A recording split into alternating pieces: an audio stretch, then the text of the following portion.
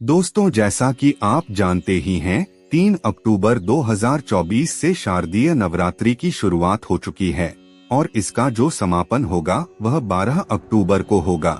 मित्रों, नवरात्रि एक ऐसा समय होता है जिस दौरान लोग माता रानी के लिए पूरे 9 दिनों तक व्रत रखते हैं और विधि विधान से पूजा पाठ करते हैं और माता रानी जी के लिए दूर दूर तक मंदिरों में जाते हैं।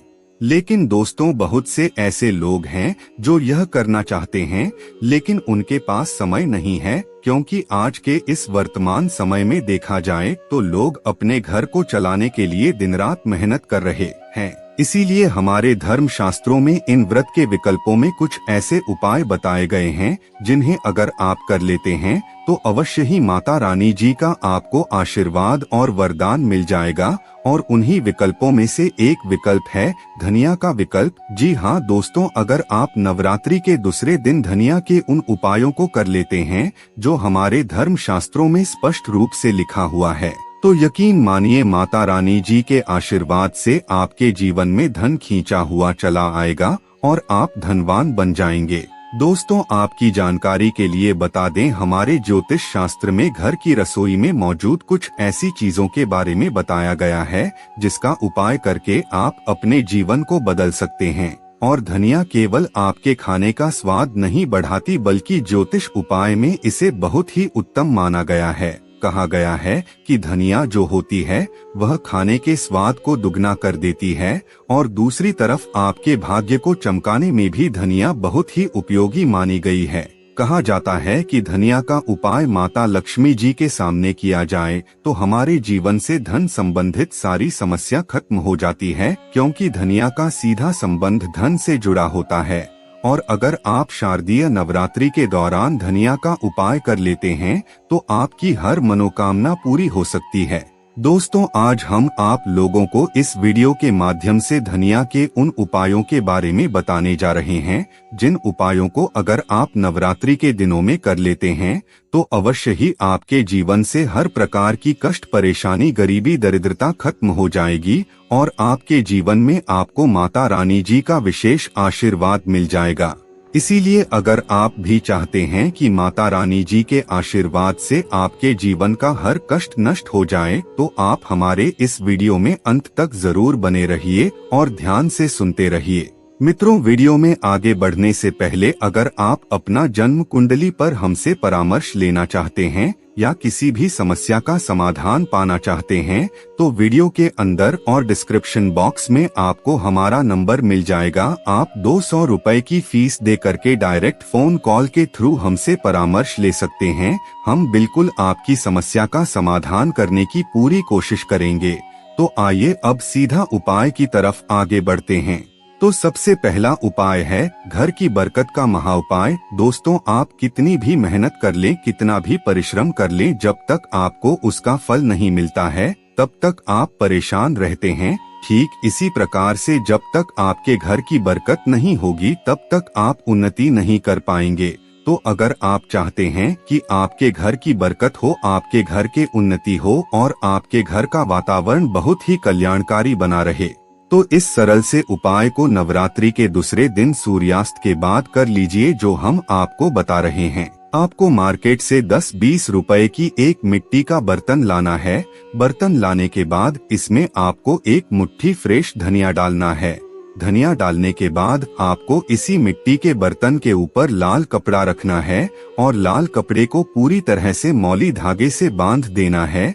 अब आपको इसी मिट्टी के बर्तन को अपने घर के आखिरी कमरे में दक्षिण कोने में रख देना है। नवरात्रि के 9 दिन बीत जाने के बाद 10वें दिन आपको इस मिट्टी के बर्तन को उठा करके किसी भी बहती हुई नदी में प्रवाहित कर देना है। अगर आप इतना उपाय कर लेते हैं तो आपके घर में जो भी परेशानियां थी वह इसी मिट्टी के बर्तन के साथ चली जाएगी और आपके घर की बरकत भी होगी, उन्नति भी होगी और आपका घर बहुत ही आगे जाएगा। दूसरा उपाय एक ऐसा उपाय है जिसे करने के बाद आपका बंद पड़ा व्यापार चल पड़ेगा। दोस्तों, यह बहुत ही शक्तिशाली उपाय है, इसे ध्यान से सुन लीजिए। अगर पहले आपका व्यापार चल रहा था लेकिन चलते चलते एकदम से बंद हो गया है और आप इस चीज से बहुत ज्यादा परेशान हैं और आप चाहते हैं कि आपका व्यापार दोबारा से चल पड़े, तो यह महाउपाय नवरात्रि के दूसरे दिन के बाद किसी भी दिन कर लीजिए। इस उपाय को करने के लिए आपको आधा टुकड़ा नारियल लेना है और नारियल आपको ऐसा लेना है जो जाटा वाला नारियल हो, यानी हरा नारियल नहीं होना चाहिए। नारियल लेने के बाद इस नारियल में आपको धनिया भर देनी है और इसे पूरे लाल कपड़े से बांधकर के मौली धागे से पैक कर देना है। इतना करने के बाद आपको माता रानी जी के सामने 11 बार दुर्गा चालीसा का पाठ करना है और इस नारियल को सामने रखना है। अब आपको अगले दिन इसी नारियल को सूर्योदय के बाद अपने धन रखने वाले स्थान पर रख देना है, जहां से आप व्यापार करते हैं या जहां से आप पैसों का लेन देन करते हैं।